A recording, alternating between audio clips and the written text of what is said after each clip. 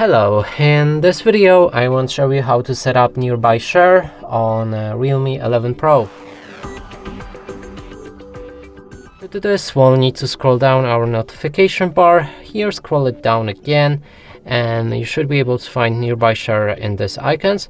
And if not, then move to the next page, and here we should be able to edit the icons visible. So we can click on these three dots in the top right corner of the screen, edit tiles, and simply click on the plus button for a nearby share icon.